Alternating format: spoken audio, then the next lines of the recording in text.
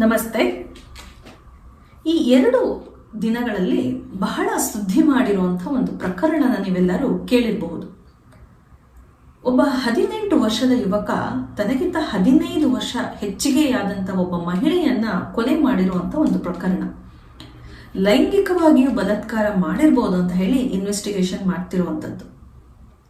ಯಾವ ಕಾರಣಕ್ಕೆ ಇವನು ಹಿಂಗೆ ಮಾಡ್ದ, ಅವನಿಗೆ ಏನು ಶಿಕ್ಷೆ ಕೊಡಬೇಕು ಅನ್ನೋದು ಒಂದು ಕಡೆ ಆದರೆ, ಇಂಥ ಒಂದು ಕ್ರೂರ ಮನಸ್ಥಿತಿ, ಹೀನ ಮನಸ್ಥಿತಿ ಮಕ್ಕಳಿಗೆ ಯಾಕೆ ಬರುತ್ತೆ, ಇಂಥ ಮನಸ್ಥಿತಿ ಅವರು ಅಪರಾಧಗಳನ್ನು ಮಾಡೋ ಹಾಗೆ ಯಾಕೆ ಮಾಡುತ್ತೆ, ಎಲ್ಲಿಂದ ಉದ್ಭವ ಆಗುತ್ತೆ, ಇಂಥ ಮನಸ್ಥಿತಿ ಯಾಕೆ ಉದ್ಭವ ಆಗುತ್ತೆ ಅನ್ನೋದನ್ನ ನಾವೆಲ್ಲರೂ ತಿಳ್ಕೋಬೇಕು.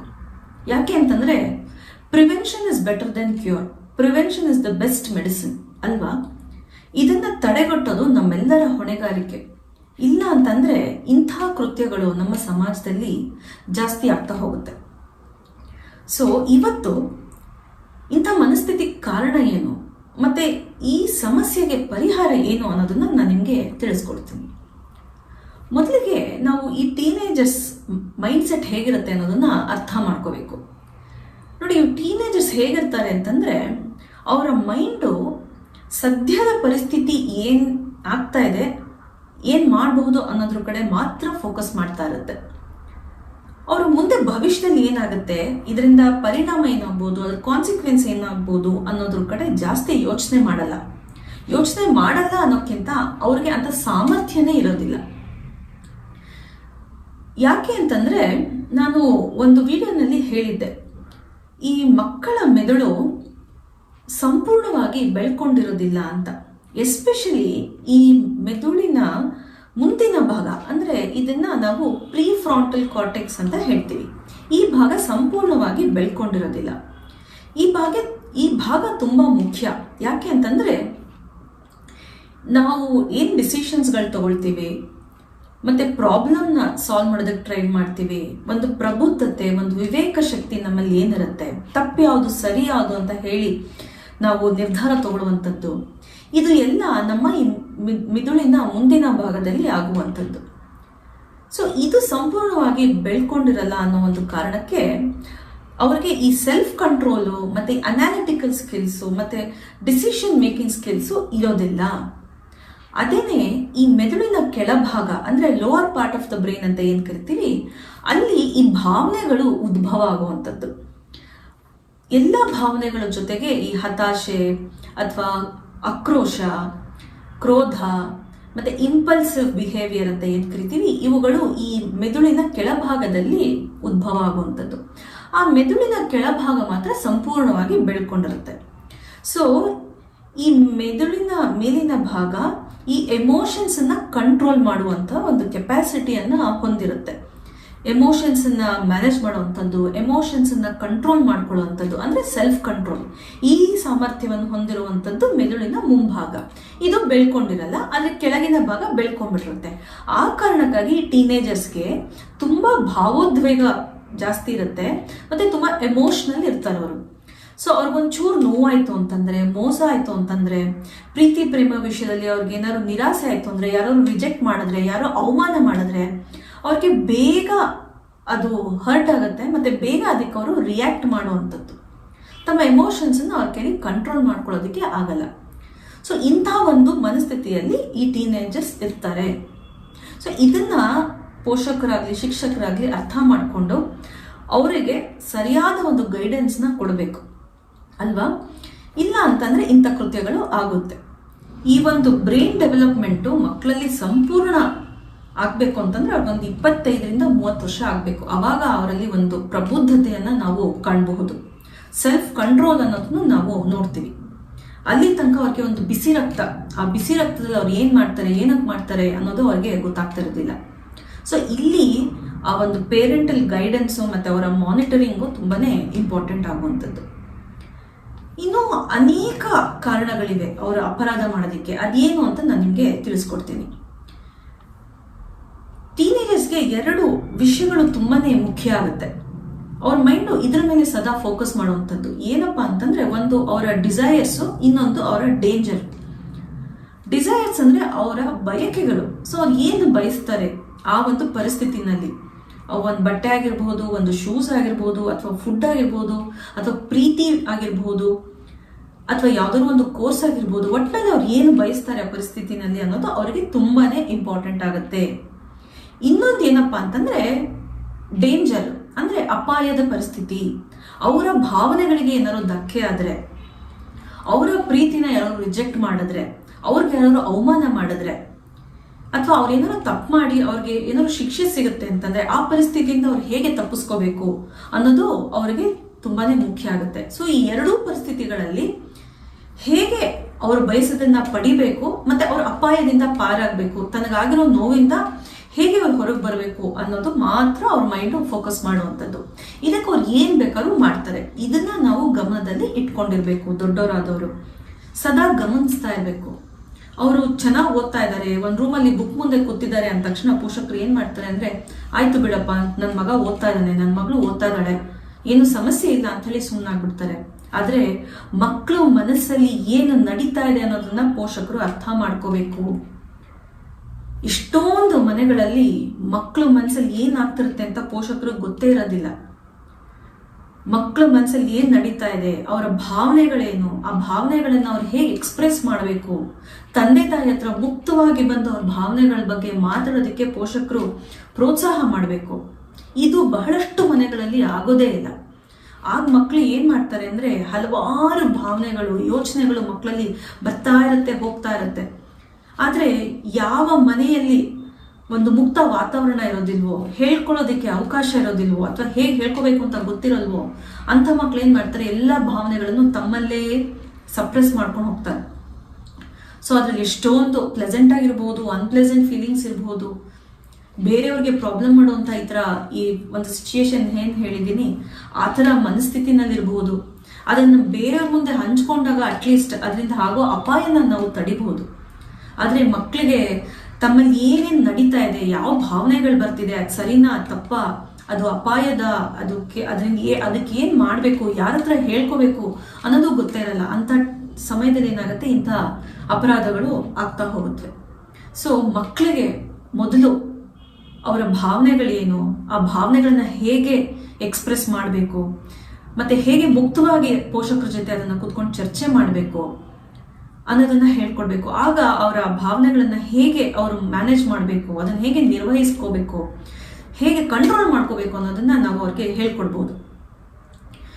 ಇನ್ನೊಂದು ಕಾರಣ ಏನಪ್ಪಾ ಅಂತಂದ್ರೆ, ಈ ಒಂದು ಟೀನೇಜರ್ಸ್ ಏನಿರ್ತಾರೆ, ಸ್ನೇಹಿತರ ಪ್ರಭಾವಕ್ಕೆ ತುಂಬಾನೇ ಒಳಗಾಗಿರ್ತಾರೆ.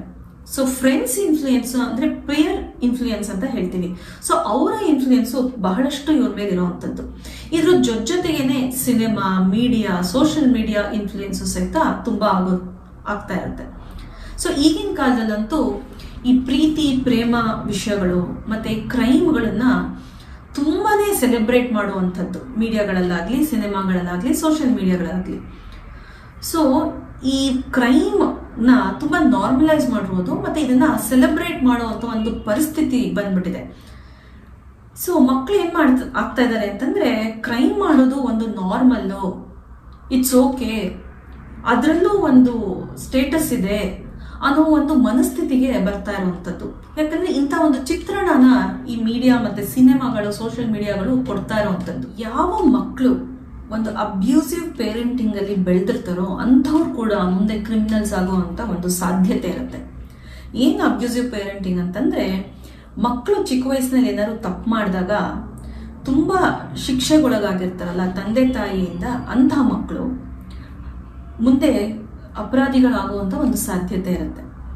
ಇಲ್ಲ ಅಂತಂದ್ರೆ ಅಪ್ಪ ಅಮ್ಮನ ಮಧ್ಯೆ ಏನಾದ್ರು ತುಂಬಾ ಅಬ್ಯೂಸ್ಗಳು ನಡೀತಾ ಇದ್ರೆ ಅದನ್ನ ಸದಾ ನೋಡ್ಕೊಂಡು ಬೆಳೆದಿರುವಂತ ಮಕ್ಕಳು ಕೂಡ ಈ ಒಂದು ಅಪರಾಧಿ ಮನಸ್ಥಿತಿಗಳನ್ನ ಬೆಳೆಸ್ಕೊಳ್ಳುವಂತ ಒಂದು ಸಾಧ್ಯತೆ ಇರುತ್ತೆ. ಸೊ ಅವ್ರಿಗೆ ಚಿಕ್ಕ ವಯಸ್ಸಿಂದ ಈ ಅಪರಾಧಗಳನ್ನ ನೋಡಿ ಬೆಳೆದಿರೋದ್ರಿಂದ ಇದು ಅವ್ರಿಗೊಂದು ನಾರ್ಮಲ್ ಆಗಿಬಿಟ್ಟಿರುತ್ತೆ. ಸೊ ಆ ಕಾರಣಕ್ಕೆ ಆದಷ್ಟು ಮಕ್ಕಳಿಗೆ ಇಂಥ ವಾತಾವರಣದಲ್ಲಿ ಬೆಳೆಸ್ತಿರೋ ಹಾಗೆ ನೋಡ್ಕೋಬೇಕು. ಮತ್ತೆ ಸ್ಕೂಲ್ಸ್ಗಳಲ್ಲಿ ರ್ಯಾಗಿಂಗ್ಗೆ ಒಳಗಾಗ್ತಿರುವಂಥ ಮಕ್ಕಳು, ಇಲ್ಲ ಬುಲಿಂಗ್ಗೆ ಒಳಗಾಗ್ತಿರೋ ಮಕ್ಕಳು ಕೂಡ ಇಂಥ ಒಂದು ಮನಸ್ಥಿತಿಯನ್ನ ಬೆಳೆಸ್ಕೊಳ್ಳೋ ಚಾನ್ಸಸ್ ಇರುತ್ತೆ. ಅದು ರಿವೆಂಜ್ಗೋಸ್ಕರನಾರು ಅವರು ಬೆಳೆಸ್ಕೋಬಹುದು, ಇಲ್ಲ ಅಂತಂದ್ರೆ ಒಂದು ಅಭ್ಯಾಸ ಆಗಿ ಅನುಭವ ಆಗಿ ಅದನ್ನ ಬೆಳೆಸ್ಕೋಬಹುದು. ಸೊ ಇದನ್ನೆಲ್ಲ ಒಂದು ಗಮನ ಇಟ್ಟು ನೋಡಿಕೊಂಡು ಪೋಷಕರು ಮಕ್ಕಳನ್ನ ಬೆಳೆಸಿದ್ರೆ ಖಂಡಿತವಾಗ್ಲೂ ಮಕ್ಕಳು ಇಂಥ ಮನಸ್ಥಿತಿಗೆ ಬರದಂತೆ ನಾವು ನೋಡ್ಕೋಬಹುದು. ಇನ್ನು ಲ್ಯಾಕ್ ಆಫ್ ವ್ಯಾಲ್ಯೂಸ್ ಅಂದ್ರೆ ಈ ಮೌಲ್ಯಗಳ ಕೊರತೆ ಈಗಿನ ಕಾಲದಲ್ಲಿ ಮಕ್ಕಳಿಗೆ ತುಂಬಾ ಇರುವಂಥದ್ದು.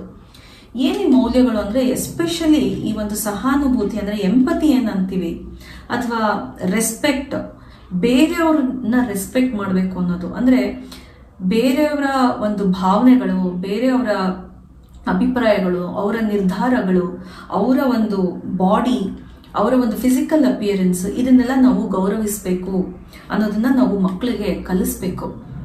ಬೇರೆಯವ್ರು ಇಲ್ಲ ಅಂದ ತಕ್ಷಣ, ಅವ್ರು ಬೇಡ ಅಂದ ತಕ್ಷಣ ಅವ್ರ ಮೇಲೆ ಕೋಪ ಮಾಡ್ಕೊಂಡ್ಬಿಡೋದು, ಅವ್ರನ್ನ ಹೋಗಿ ಅವಮಾನ ಮಾಡೋದು, ಅವ್ರ ಬಾಡಿ ಶೇಮ್ ಮಾಡೋದನ್ನ ತಡಿಬೇಕು. ಆಮೇಲೆ ಎಂಪತಿ ಅಂದ್ರೆ ಬೇರೆಯವ್ರಿಗೆ ಏನು ತೊಂದರೆ ಆಗುತ್ತೆ, ನಾನು ಅವ್ರಿಗೆ ನೋವು ಕೊಟ್ರೆ ಅವ್ರಿಗೆ ಯಾವ ಥರ ನೋವಾಗುತ್ತೆ, ಅವ್ರಿಗೆ ಎಷ್ಟು ಬೇಸರ ಆಗುತ್ತೆ, ದುಃಖ ಆಗುತ್ತೆ ಅನ್ನೋದನ್ನ ಮಕ್ಕಳು ಅರ್ಥ ಮಾಡ್ಕೋಬೇಕು. ಈ ಒಂದು ಮೌಲ್ಯ ಸಹಿತ ಪೋಷಕರು ಮಕ್ಕಳಿಗೆ ಕಲಿಸ್ಬೇಕು. ಆಮೇಲೆ ಸಂಯಮ ಮತ್ತೆ ಕೃತಜ್ಞತೆ, ಈ ಮೌಲ್ಯಗಳು ಮಕ್ಕಳಲ್ಲಿ ಇಲ್ದಿರೋದ್ರಿಂದ ಇಂಥ ಅಪರಾಧ ಕೃತ್ಯಗಳು ಜಾಸ್ತಿ ಆಗ್ತಿರುವಂಥದ್ದು. ಸೊ ಇನ್ನೊಂದು ತುಂಬಾ ಮುಖ್ಯವಾದ ಮೌಲ್ಯ ಏನಪ್ಪಾ ಅಂತಂದ್ರೆ ಬಯಸಿದ್ದನ್ನ ಕಾದು ಪಡೆಯುವಂಥ ಒಂದು ಸಂಯಮ ಅಲ್ವಾ. ಮಕ್ಕಳು ಏನಾದ್ರು ಇಷ್ಟಪಟ್ರೆ, ಏನಾದ್ರು ಬಯಸಿದ್ರೆ ಅದನ್ನ ತಕ್ಷಣ ಕೊಡಿಸ್ಬಿಡೋದು, ಅವ್ರಿಗೆ ಸಿಗೋ ಹಂಗೆ ಮಾಡೋದನ್ನ ನಾವು ಅಭ್ಯಾಸ ಮಾಡಬಾರ್ದು. ಇದರಿಂದ ಮಕ್ಳಿಗೆ ಸಂಯಮ ಬರೋದಿಲ್ಲ, ಮತ್ತೆ ಹಠ ಅನ್ನೋದು ಜಾಸ್ತಿ ಆಗುತ್ತೆ. ನಾನು ಕೇಳಿದ ತಕ್ಷಣ ನನಗೆ ಕೊಡಿಸ್ಬಿಡ್ಬೇಕು, ನಾನು ಬಯಸಿದ್ದನ್ನ ನಾನು ತಕ್ಷಣ ಪಡೆದ್ಬಿಡ್ಬೇಕು, ಇಲ್ಲ ಅಂತ ನಾನು ಏನ್ ಬೇಕಾದ್ರೂ ಮಾಡ್ತೀನಿ ಅನ್ನೋ ಒಂದು ಮನಸ್ಥಿತಿಗೆ ಮಕ್ಕಳು ಬರ್ತಾರೆ. ಸೊ ಈ ಒಂದು ಡಿಲೇಡ್ ಗ್ರಾಟಿಫಿಕೇಶನ್ ನಾವು ಮಕ್ಕಳಿಗೆ ಕಲಿಸ್ಬೇಕು. ಇನ್ಸ್ಟೆಂಟ್ ಗ್ರಾಟಿಫಿಕೇಶನ್ ಅಂದ್ರೆ ತಕ್ಷಣ ನನಗೆ ಸಿಕ್ಬಿಡ್ಬೇಕು ನಾನು ಬಯಸಿದ್ದು ಅನ್ನೋ ಒಂದು ಮನಸ್ಥಿತಿ. ಇದರಿಂದ ಮಕ್ಕಳನ್ನ ನಾವು ಹೊರಗೆ ತರಬೇಕು. ಆಗ ಇಂಥ ಒಂದು ಅಪರಾಧ ಮನಸ್ಥಿತಿಯಿಂದ ಮಕ್ಕಳನ್ನ ಹೊರಗೆ ತರೋದಕ್ಕೆ ನಮಗೆ ಹೆಲ್ಪ್ ಆಗುವಂಥದ್ದು. ಮತ್ತೆ ಈ ಮಕ್ಕಳು ಫಿಸಿಕಲ್ ನೀಡ್ಸ್ ಏನಿದೆ ಅಥವಾ ಈ ಫಿಸಿಕಲ್ ಡಿಸೈರ್ಸ್ ಏನಿದೆ, ಎಸ್ಪೆಷಲಿ ಟೀನೇಜರ್ಸ್ಗಳಿಗೆ, ಇದನ್ನ ಹೇಗೆ ನಿರ್ವಹಿಸಬೇಕು, ಹೇಗೆ ಕಂಟ್ರೋಲ್ ಮಾಡ್ಕೋಬೇಕು ಅನ್ನೋದನ್ನು ಪೇರೆಂಟ್ಸ್ ಮಕ್ಕಳಿಗೆ ಹೇಳ್ಕೊಡ್ಬೇಕು. ಇದ್ರ ಬಗ್ಗೆ ಕೂತ್ಕೊಂಡು ಮಕ್ಕಳ ಹತ್ರ ಡಿಸ್ಕಸ್ ಮಾಡಿ ಈ ಒಂದು ಪ್ರಾಬ್ಲಮ್ನ ಹೇಗೆ ಅಡ್ರೆಸ್ ಮಾಡಬೇಕು ಅನ್ನೋದನ್ನ ಡಿಸ್ಕಸ್ ಮಾಡಬೇಕು. ಆಗ ಖಂಡಿತವಾಗ್ಲೂ ಇಂಥ ಒಂದು ಅಪರಾಧಗಳು ನಮ್ಮ ಸಮಾಜದಲ್ಲಿ ಕಡಿಮೆ ಆಗ್ತಾ ಹೋಗುತ್ತೆ. ಸೊ ಮಕ್ಳಿಗೆ ಶಿಕ್ಷಣ ಎಷ್ಟು ಇಂಪಾರ್ಟೆಂಟೋ, ಎಷ್ಟು ಒಂದು ಒಳ್ಳೆ ಸ್ಕೂಲು, ಒಂದು ಒಳ್ಳೆ ಕಾಲೇಜ್ ಇಂಪಾರ್ಟೆಂಟೋ, ಅವ್ರ ಮಾರ್ಕ್ಸ್ ಎಷ್ಟು ನಮಗೆ ಮುಖ್ಯ ಆಗುತ್ತೋ ಅಷ್ಟೇ ಮುಖ್ಯ ಅವರಲ್ಲಿರೋ ಒಂದು ಮೌಲ್ಯ ಶಿಕ್ಷಣ ಕೂಡ.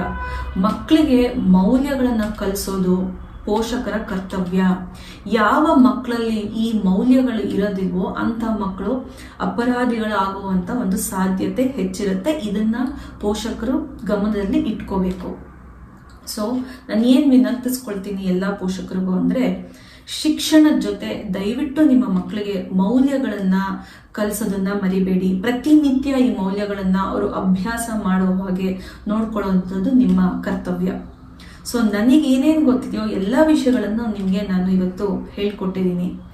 ನೀವು ಇವತ್ತಿಂದ ನಿಮ್ಮ ಮಕ್ಕಳ ಜೊತೆ ಅವರ ಒಂದು ಭಾವನೆಗಳನ್ನು ಅರ್ಥ ಮಾಡಿಕೊಂಡು ಅವರ ಭಾವನೆಗಳನ್ನು ಅವರು ನಿಮ್ಮ ಹತ್ರ ಮುಕ್ತವಾಗಿ ಹೇಳ್ಕೊಳ್ಳೋ ಹಾಗೆ ನೀವೊಂದು ವಾತಾವರಣ ಸೃಷ್ಟಿಸ್ಬೇಕು. ಮತ್ತೆ ಅವರು ಹೇಗೆ ನಡ್ಕೊಳ್ತಾ ಇದ್ದಾರೆ, ಅವರ ವರ್ತನೆ ಹೇಗಿದೆ, ಅವರ ನಡವಳಿಕೆ ಏನಿದೆ, ಅವರ ಮನಸ್ಥಿತಿ ಏನಿದೆ ಅನ್ನೋದನ್ನ ಗಮನಿಸಿ, ಅವ್ರು ಹೇಳ್ಕೊಳ್ಳಿಲ್ಲ ಅಂದ್ರೂ ನೀವೇ ಹೋಗಿ ಅವರಿಗೆ ಒಂದು ಅವಕಾಶವನ್ನು ನೀಡಿ ಅವ್ರ ಹತ್ರ ಮಾತಾಡಿ ಇಂಥ ಮನಸ್ಥಿತಿಗಳಿಂದ ಅವರನ್ನ ಹೊರಗೆ ತಗೊಂಬಂದು ಅವನೊಂದು ಬೆಟರ್ ಸಿಟಿಸನ್ ಮಾಡಬೇಕು ಅಂತ ನಾನು ನಿಮ್ಮನ್ನ ಕೇಳ್ಕೊಳ್ತೀನಿ. ನಿಮ್ಗೇನಾದ್ರು ಡೌಟ್ಸ್ ಇದ್ರೆ ಈ ಒಂದು ನಂಬರ್ನಲ್ಲಿ ನೀವು ನನ್ನನ್ನು ಕಾಂಟ್ಯಾಕ್ಟ್ ಮಾಡಿ ಹೆಚ್ಚಿನ ಮಾಹಿತಿಯನ್ನ ಪಡಿಬಹುದು. ಹಾಗೆಯೇ ಈ ಒಂದು ವಿಡಿಯೋನ ಲೈಕ್ ಮಾಡಿ ಶೇರ್ ಮಾಡೋದಕ್ಕೆ ಮರಿಬೇಡಿ. ಎಲ್ಲರಿಗೂ ಮಕರ ಸಂಕ್ರಾಂತಿಯ ಹಾರ್ದಿಕ ಶುಭಾಶಯಗಳು. ಧನ್ಯವಾದ.